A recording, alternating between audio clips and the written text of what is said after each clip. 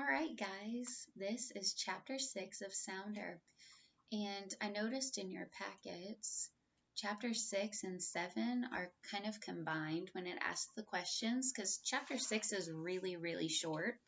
So you may be able to answer one or two questions for your comprehension packet, but you probably won't be able to answer all the questions. So if you just want to listen today and then listen tomorrow and then answer all of the questions, that will be okay too. Just make sure you have your whole packet done and ready to discuss both chapter 6 and 7 by Thursday. Okay, so today can just be a light reading day for you guys, and you don't have to work on your comprehension questions just because you're not going to be able to answer all of them. So we're on chapter 6, and remember, I told you that this book, it covers a lot of the boy's life. It's not just a few months, it's not even a year. It covers a lot of his life, and so even now, when we start chapter 6, it is the springtime, and so the chapter before in chapter 5 it was Christmas, and so it kind of just skips and kind of covers a lot of the life of the boy. So here we go with chapter 6. Now the cabin was even quieter than it had been before loneliness put its stamp on everything. Sounder rolled his one eye in lonely dreaming. The boy's mother had longer periods of just humming without drifting into soft singing. The boy helped her stretch longer clotheslines from the cabin to the cottonwood trees at the edge of the fields. In the spring, the boy went to the fields to work. He was younger than the other workers. He was afraid and lonely. He heard them talk quietly about his father. He went to do yard work at the big houses where he gathered weeds behind his father. "How old are you?" a man asked once he was paying the boy his wages. "You're a hard worker for your age." The boy did not remember his age. He knew he had lived a long, long time, which really means he lived a long time, but he's been through a lot in his life, hasn't he? And the long days and months and seasons built a powerful restlessness into the boy. "Don't fret," his mother would say when he first began to talk of going to find his father. "Time's passin'. Won't be much longer now." To the end of the country might be a far journey. To the end of the county might be a far journey. And out of the county would be a far, far journey. "But I'll go," the boy thought.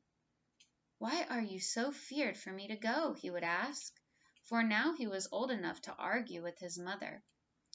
In Bible stories, everybody's always going on a long journey. Abraham goes on a long journey. Jacob goes into a strange land where his uncle lives, and he don't know where he lives, but he finds him easy. Joseph goes on the longest journey of all and has more troubles, but the Lord watches over him. And in Bible story journeys, ain't no journey hopeless. Everybody finds what they supposed to find. Isn't that true? Beep.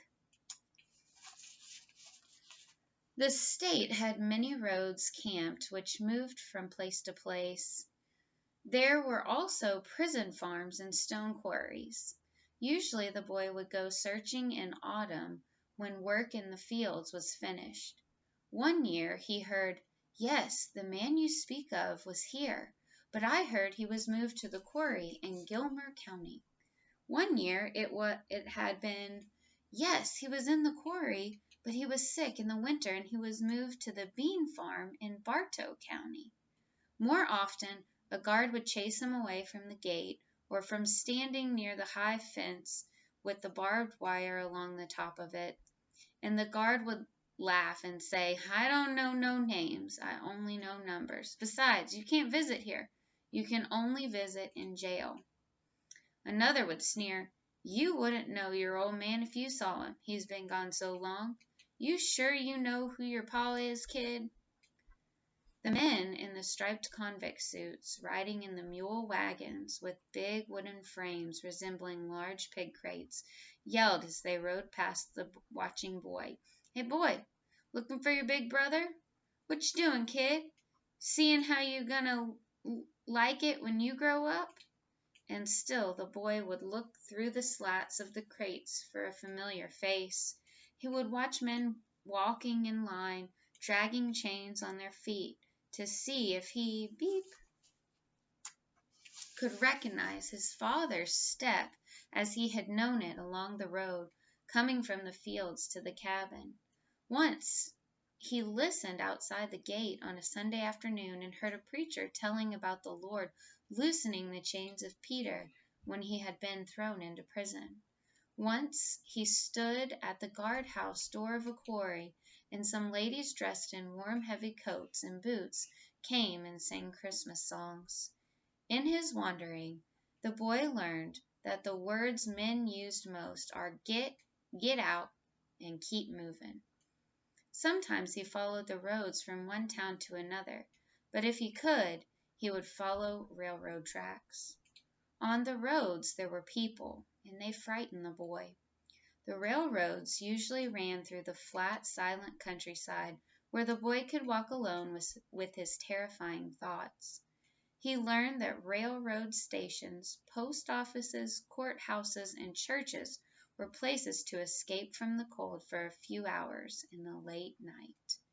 So he's gone to look for his father, and he has gone from county to county, and he's searching for where his father might be. And this is over a long period of time, a couple years. He's searching. His journeys in search of his father accomplished one wonderful thing. In the towns, he found that people threw newspapers and magazines into trash barrels, so he could always find something with which to practice his reading. When he was tired, or when he waited at some high wire gate, hoping his father would pass in the line, he would read the big lettered words first, and then practice the small lettered words. In his lonely journeying, the boy had learned to tell himself the stories his mother had told him at night in the cabin. He liked the way they always ended with the right thing happening, and people in stories were never feared of anything. Sometimes he tried to put together things he had read in the newspapers he found and make new stories, but the ends never came out right, and they made him more afraid. The people he tried to put in stories from the papers always seemed like strangers. Some story people he wouldn't be afraid of if he met them on the road. He thought he liked the David and Joseph stories best of all. "Why you want 'em told over and over?" his mother had asked so many times. Now, alone on a bed of pine needles, he remembered that he could never answer his mother. He would just wait. And if his mother wasn't sad, with her lips stretched thin, she would stop humming and tell about David the boy, or King David. If she felt good and started long enough before bedtime, he would hear about Joseph the slave boy, Joseph in prison, Joseph the dreamer, and Joseph the big man in Egypt. So these Bible stories are a source of comfort for him. So even though he's alone in his journeying, he's remembering the stories his mom used to tell him from the Bible. And they always end good. They always end with some sort of meaning or purpose. And so in a small sense, the boy is still hopeful. He's hopeful that he's going to find his father, and he's hopeful that his life is still going to turn out okay. And when she had finished all about Joseph, beep, she would say, "Ain't no earthly power can make a story end as pretty as Joseph's. 'Twas the Lord." The boy listened to the wind passing through the tops of the tall pines. He thought they moved like giant brooms sweeping the sky. And that is some similes there. Remember, we talked at the beginning of this book how there's lots of there's lots of poetic words and lots of imagery and similes and metaphors. And so that's a good simile right there. He thought they moved like giant brooms sweeping the sky. So he's comparing the tops of the tall pine trees to the giant brooms. The moonlight raced down through the broken spaces of swaying trees and sent bright shafts of light along the ground and over him. The voice of the wind in the pines reminded him of one of the stories his mother had told him about King David. The Lord had said to David, when he heard the wind moving in the tops of the cedar trees, he would know that the Lord was fighting on his side, and he would win. When David moved his army around into the hills to attack his enemies, he heard the mighty roar of the wind moving in the tops of the trees, and he cried out to his men that the Lord was moving above them into battle. The boy listened to the wind. He could hear the mighty roaring. He thought he heard the voice of David and the tramping of many feet. He wasn't afraid with David near. He thought he saw a lantern moving far off in the woods, and as he fell asleep, he thought he heard the deep, ringing voice of Sounder rising out of his great throat, riding the mist of the lowlands. And that is chapter 6. So again, lots of themes, right, throughout the story. We talked about the theme of just persecution and unfairness, and we talked about the theme of loneliness, and here you can kind of hear that throughout this chapter as well. The boy's just feeling really lonely, but one of the things that he uses as comfort is just remembering the stories that his mom used to tell him and remembering the Bible. So that is chapter 6. Again, it was pretty short, and we'll read chapter 7 tomorrow, and then you'll be able to finish up all your comprehension questions.